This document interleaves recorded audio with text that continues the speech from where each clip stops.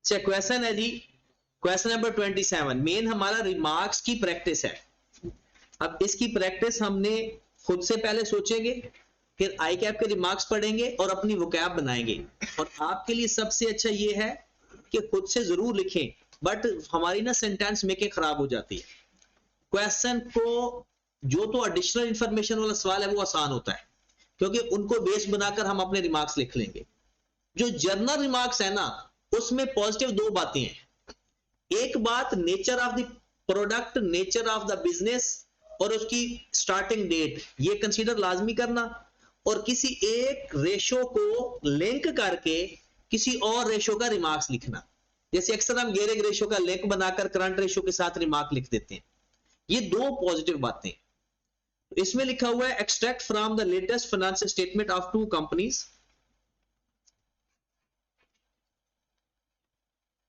आपके पास ए और बी का इक्विटी गिवन है, लॉन्ग टर्म लोन गिवन है। अब ये देखें, बी का लॉन्ग टर्म लोन है और ए का है ही नहीं। या तो इसने पे कर दिया है, अगर इसने पे कर दिया है तो फिर तो इसकी करंट रेशो खराब हुई होगी, पर अगर है ही नहीं तो फिर ये लो गियरिंग पे होगा और बी वाला क्या होगा, हाई गियरिंग पे होगा। क्रेडिटर है, अदर पेएबल है, फिर assets stock and trade, trade debtors, cash and bank, और फिर इन दोनों का एसओपीएल भी गिवन है। अब ये ओपनिंग क्लोजिंग नहीं है, याद रखें। ये ना करना ओपनिंग क्लोजिंग प्लस करके 2 पे डिवाइड कर देना, ये ओपनिंग क्लोजिंग नहीं है, दो कंपनीज का सारा क्लोजिंग डाटा दिया हुआ है। अब वो हमसे क्या कह रहा है, एनालाइज। जब उसने कह दिया ना एनालाइज, मतलब अंग्रेजी हमसे पूछ रहा है किस पे एनालिसिस देना है, प्रॉफिटेबिलिटी रेशियो पे। अब आप कहते हो सर हमें नहीं पता चलता प्रॉफिटेबिलिटी रेशियो में क्या क्या फाइंड करें, तो मैं आपको सजेस्ट करूंगा कि अगर आप 5 तो लाजमी है, अगर टाइम कम है तो रिटर्न और इक्विटी छोड़ सकते हो। एनपी रेशियो, जीपी रेशियो लाजमी, रिटर्न ऑन कैपिटल एम्प्लॉयड लाजमी। ये 3 तो मौत जैसे कंपल्सरी यानी कंफर्म है, ऐसे ये कंफर्म है। फिर रिटर्न ऑन एसेट चौथे नंबर पर ये बस। 5वें नंबर पर अगर ऐड करना है तो रिटर्न ऑन इक्विटी। 6ठे नंबर पर जाना है तो एसेट टर्नओवर। वर्किंग कैपिटल में जो मेन 3 बेसिक है वो है कलेक्शन, होल्डिंग और पेमेंट, टाइम के लिहाज से ये लाजमी, बाकी टाइम है तो लिखो वरना नहीं लिखो। फिर वर्किंग कैपिटल रेशियो, लिक्विडिटी में है ही 2, वो दोनों ही लिखना है। अब हमने उसने क्या, जीपी रेशियो फाइंड की ए और बी की, एनपी रेशियो फाइंड की, return on capital employed, return on asset, मतलब उसने ये प्रॉफिटेबिलिटी रेशियो में 4 रेशियो फाइंड की।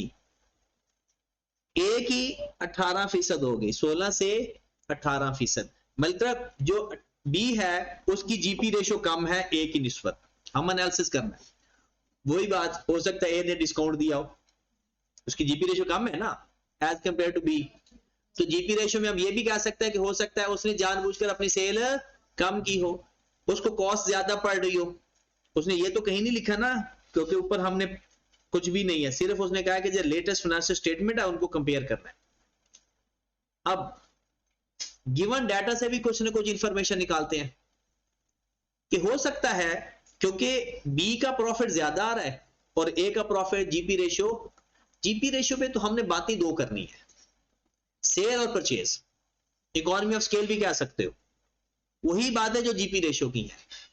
एनपी रेशियो 9 और 10, इसके ऊपर वो डिफरेंस भी हम लाजमी चेक कर लिया करेंगे, इनके दरमियान में कितना फर्क था, 10.36 और 18% का फर्क था, और इनके दरमियान फर्क कम हो रहा है ज्यादा हो रहा है,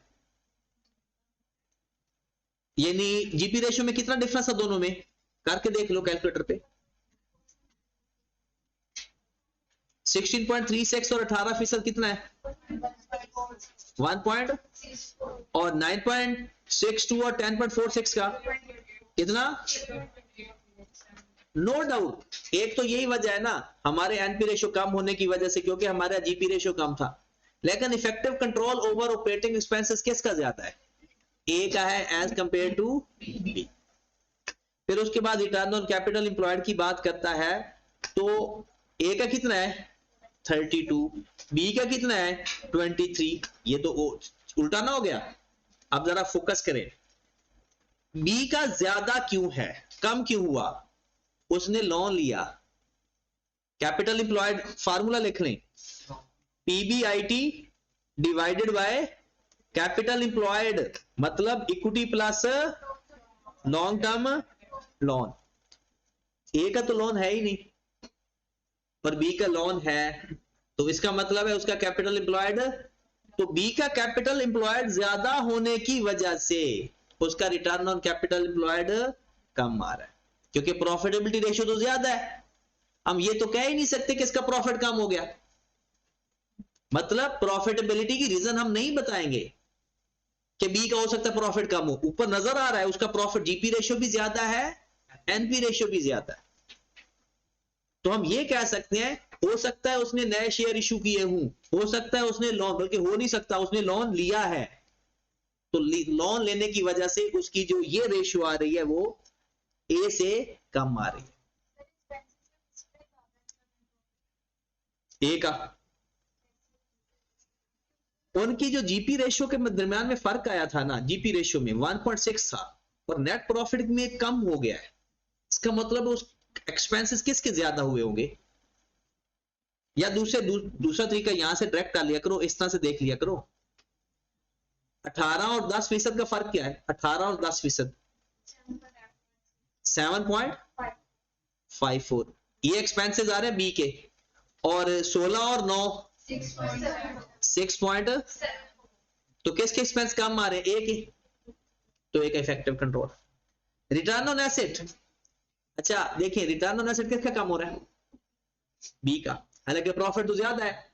अब प्रॉफिट की वजह नहीं बताएंगे, हो सकता है बी ने नया एसेट खरीदे हो, और नया एसेट खरीदने से क्या होगा, टोटल एसेट हमारे ज्यादा हो गए, और ज्यादा होने की वजह से हमारी जो कैपिटल रिटर्न ऑन एसेट है वो कम नजर आ रहा है, क्योंकि ऊपर डेप्रिसिएशन भी बढ़ गई। नया एसेट खरीदने का क्या फायदा, ऊपर डेप्रिसिएशन भी बढ़ जाएगी और नीचे हमारे नया एसेट भी बढ़ जाएगी। सॉरी, अदर इनकम ना वो अच्छा नहीं है लफ्ज, क्योंकि अदर इनकम कोई मेन है नहीं। चले हम आई कैप की बातें करते हैं कि आई कैप ने क्या क्या लिखा। ये पैराग्राफ देखें, अगर बी ने नए एसेट खरीदे होंगे तो डिनोमिनेटर बढ़ गया होगा और ऊपर डेप्रिसिएशन भी आ गई, उसने प्रॉफिट कम कर दिया, तो ओवरऑल रेशियो कम हो जाएगी। अब हम देखते हैं बी के बारे में। पहला, company B gross profit and NP ratio is slightly higher as compare to company A, the difference is not significant and may be on account of higher level of sale resulting in lesser fixed cost per unit। ये economy of scale वाली side पे जा रहा है कि हो सकता है ए की सेल्स ज्यादा हुई हूं और उसके फिक्स एक्सपेंसेस तो वही रहेंगे, सेल ज्यादा करके। अब देखिए जरा यहां पर वापस आए, वो किसको लिंक बना रहा है, इसको, ए का रेवेन्यू कितना है, सेल 161,600 और बी का रेवेन्यू कितना है 2,20,000। वो कहता है उसकी जो सेल है बी की ज्यादा है, लेकिन काफी सारे एक्सपेंसेस क्योंकि फिक्स होते हैं तो इससे हमारी फिक्स कॉस्ट पर यूनिट कम हो जाती है, तो ये एक वजह उसने लिख दी।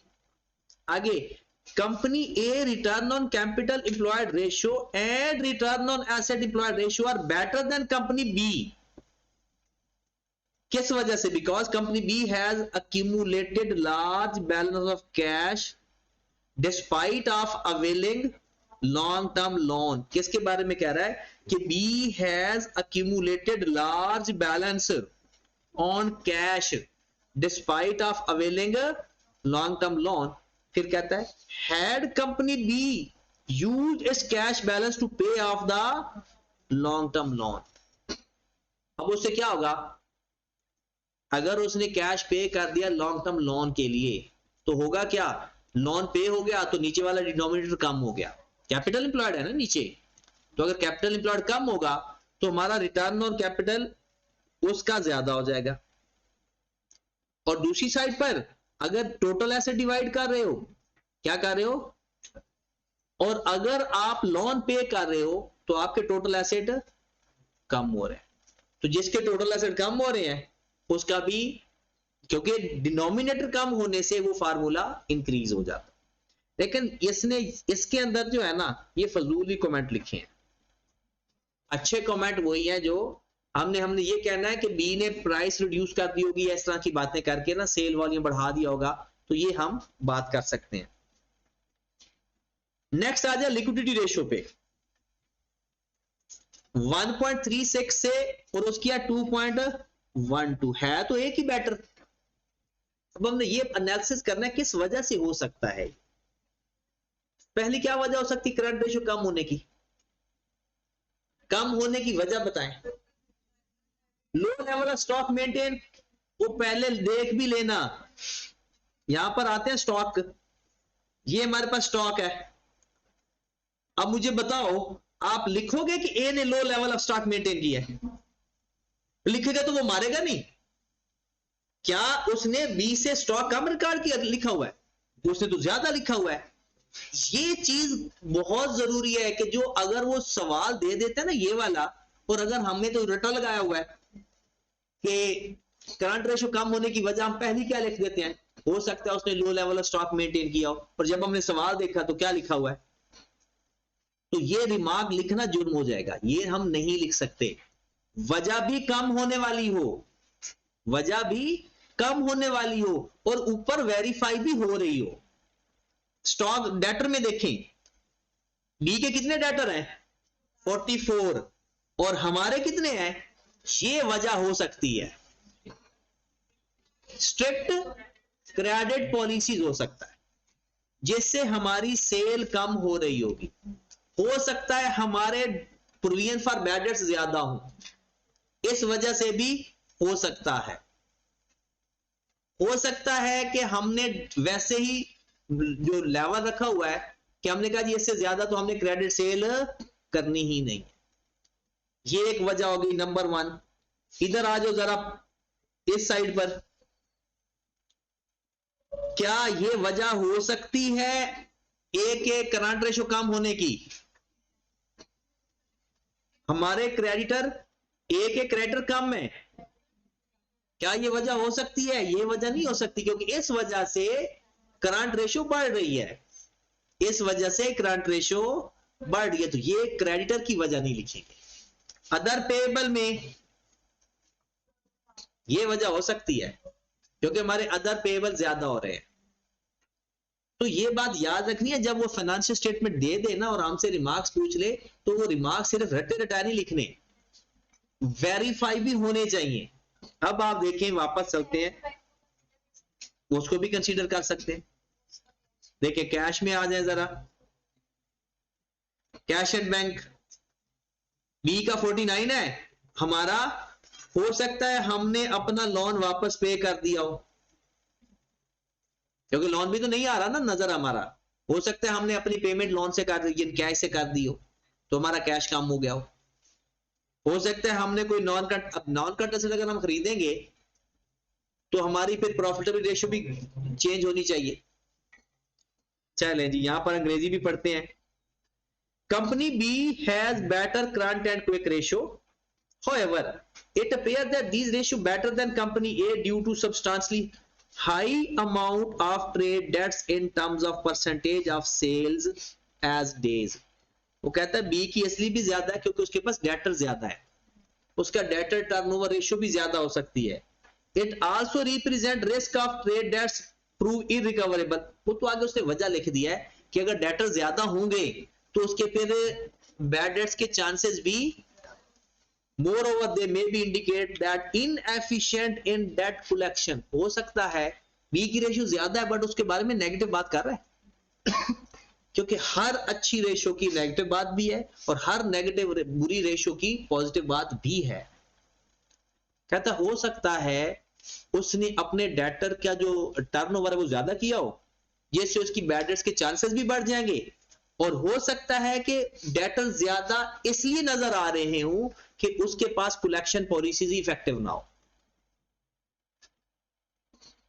उसके बाद वर्किंग कैपिटल रेशियो, यहां पर स्टॉक टर्नओवर इन डेज उसका 40 है, हमारा ए का 58 है, किसका अच्छा है?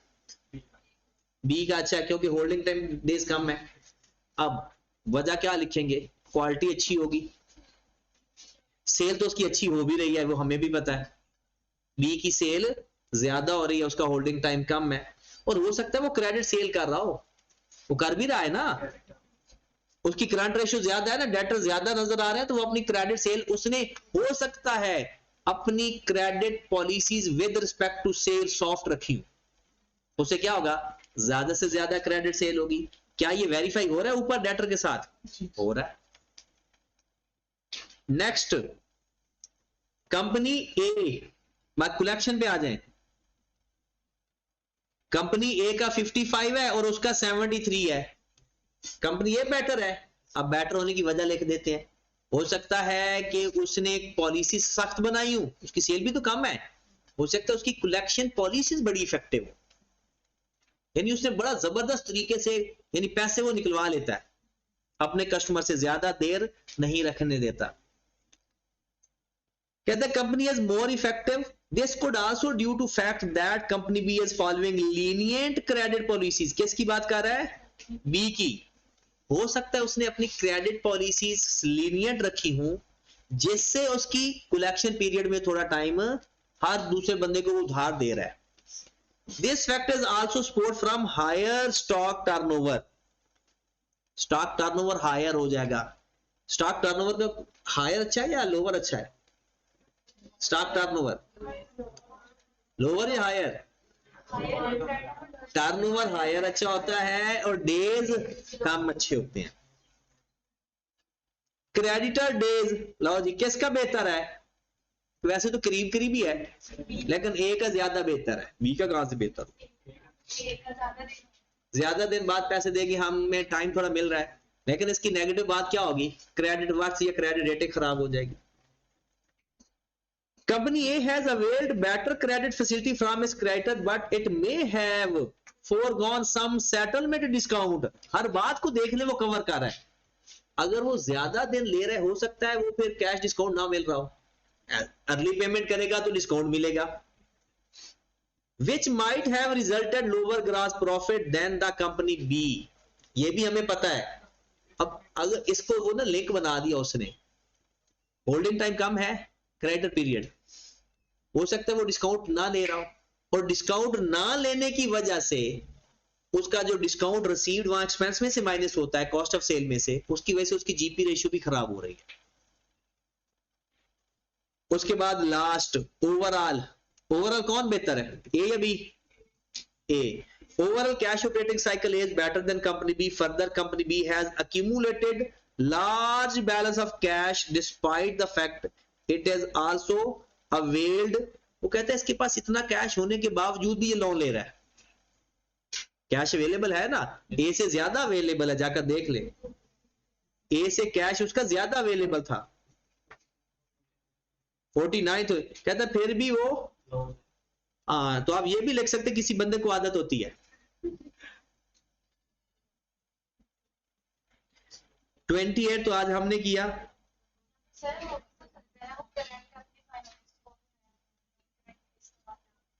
नौ वो अपनी करंट फाइनेंसिंग हो सकता है लोन लेकर करना चाहते हो तो उसके लिए बेहतर है कि वो अपना कैश इस्तेमाल करे, क्योंकि अगर फाइनेंसिंग से करेगा तो इंटरेस्ट बढ़ जाएगा, पैसा पड़ा है ना उसको यूटिलाइज करना चाहिए। सॉरी कौन बोल रहा है, एक एक नहीं लिखने की जरूरत नहीं है, हमेशा पॉजिटिव ही रहो, वो तो आई कैप है ना, और आई कैप को तो हम कुछ नहीं कह सकते ना। नहीं नहीं आपको इतना घुमाना ही नहीं आएगा, आप तो शरीफ लोग हो, आप सीधी सीधी बातें लेकर, लेकिन वेरीफाई होनी चाहिए। जैसे जिस बंदे ने लिख दिया low level of stock maintain किया ऊपर देखे बगैर, तो ये तो गलत बात है ना। जब सबसे मुश्किल जो रिमार्क, बस करते हैं यार, सबसे मुश्किल जो रिमार्क्स है ना वो इस सवाल की है कि जब वो फाइनेंशियल स्टेटमेंट दे देता है और हमसे रिमार्क्स करवा रहा है, तो हम ना अपने वो रटे रटा लिख रहे होते हैं, एट में भी, और वहां पर ऊपर वो ना कंफर्म नहीं हो रहे होते, तो रिमार्क्स लिखने के लिए ना बस वो वेरिफिकेशन जरूरी है बस। देखें अब इसमें कंपनी है फिर कंपनी बी, तो हमने किसको अपना मुद्दा बनाना है कि जिसको हम आपने मुद्दा दोनों को, जिसका बेटर है उसकी, इस कंपनी की बेटर पोजीशन है ये वाली, और ये वजह हो सकती है बेटर में। अब देखो जिसमें आपके रिमार्क्स ऊपर वेरीफाई हो रहे हैं ना, उसके पीछे पड़ जाओ। कम होने की वजह बता दो अगर आपको ऊपर मिल रही है, ज्यादा होने की वजह मिल रही तो वो बता दो। नहीं मैंने नहीं लिखा, ये आई कैप ने लिखा है, इसलिए ना मैं तो लिखता तो कोई और आसान बातें लिख सकता था, लिख सकता था, अब उसने नहीं लिखा, उसकी मर्जी। अच्छा जी 30 क्वेश्चन ये भी किया था आपने। Liquidity ratio, working capital cycle, comment on the result on your calculation, assume that all sales and purchase are on credit। ये सबसे आसान है। वर्किंग कैपिटल साइकिल के तो मैंने आपको जो फिक्स लिखवा दिया है ना, उनमें से यूटिलाइज कर लिया करो, बस वेरीफाइएबल हो, जस्टिफाई होने चाहिए, अदरवाइज आप कुछ भी लिख सकते हो। ठीक होगी बात। अब इसके रिमार्क्स पढ़ लेते हैं जी। पहले तो ये देखते हैं 102 से 132 हालात खराब हो रहे हैं, टाइम ज्यादा हो रहा है। इसकी वजह क्या है? एक तो आपका इन्वेंट्री होल्डिंग टाइम बढ़ गया, क्वालिटी खराब है, डिस्काउंट नहीं दे रहे हो, सेल प्रमोशन नहीं कर रहे हो, इस वजह से आपका होल्डिंग टाइम ज्यादा हो रहा है। उसके बाद 63 से 81 रिसीवेबल, हो सकता है आपने लीनियंट पॉलिसीज अप्लाई हो, लीनियर पॉलिसीज अपनाती तो होल्डिंग टाइम कम हुआ। आप देखो ना, वेरीफाई भी करना है। अगर आपकी सेलिंग पॉलिसीज अच्छी होती तो आपका होल्डिंग टाइम कम होना चाहिए था। अगर आपने क्रेडिट ऑफर किया होता तो होल्डिंग टाइम कम होना चाहिए था। होल्डिंग टाइम तो बढ़ रहा है, ना सेल हो रही है ना पैसे दे रहे हैं लोग, जो लेकर जाते हैं वो पैसे नहीं दे रहे, पहली बात है सेल ही नहीं होती, और जो सेल हो रही है अल्लाह अल्लाह करके, तो फिर होल्डिंग टाइम भी आपका इस साल ज्यादा हो गया। ये तो बिल्कुल वर्स्ट कंडीशन है। तो हो सकता है आपकी इफेक्टिव कलेक्शन पॉलिसीज ही ना हो, क्वालिटी ऑफ गुड्स ही नहीं ठीक, आप कहते चलो ले जाए कोई, जैसे मुफ्त भी ले जाए। और इसमें इतना कोई खास मसला नहीं है, पेमेंट वाला 52 51 ये तकरीबन इन लाइन ही है जी। The company liquidity position as evidence from current ratio and quick ratio appear to be growing stronger, however working capital cycle of the company is getting longer in 2016 as compared to। अच्छा पहले तो मतलब ही लिखना होता है ना, पहली line मतलब की लिख देंगे क्योंकि बेस्ट हो रहा है या बुरा हो रहा है, और दूसरे में एक आधी बात तो लिख ही जाएंगे हम। कंपनी में face liquidity problem in future, आज हमारी लिक्विडिटी पोजीशन अच्छी है लेकिन आने वाले दिनों में तो खराब हो रही है। पैसे आपको पे कब कर देने? 50 दिनों बाद। कितने दिनों बाद वापस पैसा आएगा आपके पास? 132 दिन बाद। तो आने वाले दिन हमारे पास हो सकता है पेमेंट का टाइम पहले है और लिक्विडिटी पोजीशन फ्यूचर में खराब होने के चांसेस हैं, क्योंकि पहले आपको 90 दिन के बाद पैसे आ जाते थे, अब आएंगे 132 दिन के बाद। तो कैश प्रॉब्लम ही तो लिक्विडिटी इशू है। A debtor days increasing and large cash blocked in inventory. Higher investment in working capital would result in decrease। अच्छा ये बात मैंने आपको शायद बताई थी या नहीं बताई थी, आज बता भी देता हूं।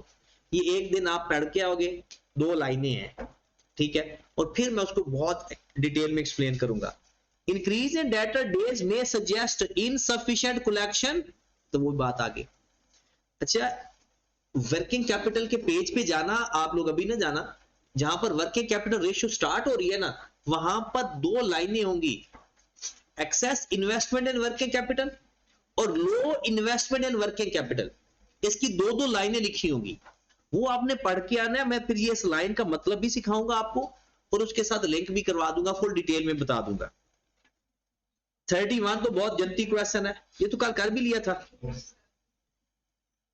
उसने 4 रीजन बताई हैं, आप पेपर में अगर उसने 4 बताई है ना और आपको पता है कि ये 4 है, ये बहुत अच्छी बता दी है, तो 5वीं लिखने की भी जरूरत नहीं है। और ये एफएससी नहीं है कि वो कहता कोई से 4 सवाल करें 5 में से हम 5 करके आते हैं, उसका कोई फायदा नहीं होता, वो नेगेटिव मार्किंग होती है। जितना पूछा जाए उतना जवाब देकर आओ, सारे सवाल हल कर, जो पूछा है बस वो बताओ। ये कौन सा, ये भी हो गया हमारा।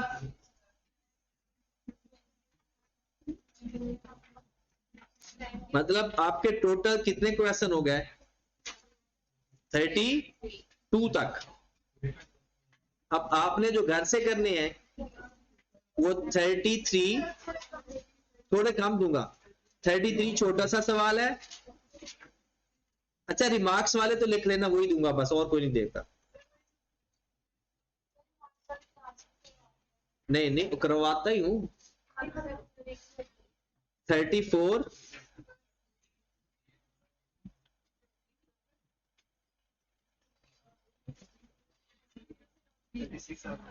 35 बिल्कुल नहीं करना, मतलब आज नहीं करना। 36, 3, 33, 34 और 36, तो ये हमने खत्म भी करना है ना। कल इंशाल्लाह फर्स्ट क्लास में मैं इनको डिस्कस भी करूंगा, और ये इंशाल्लाह आपको समझ लग जाएगी, क्योंकि ये वो गिवन इंफॉर्मेशन से रिमार्क्स बनाने हैं। खुद को नहीं समझ लगी तो पीछे चोरी। वैसे तो 37 बच्चों वाला है। चलो ठीक है, अब तो आप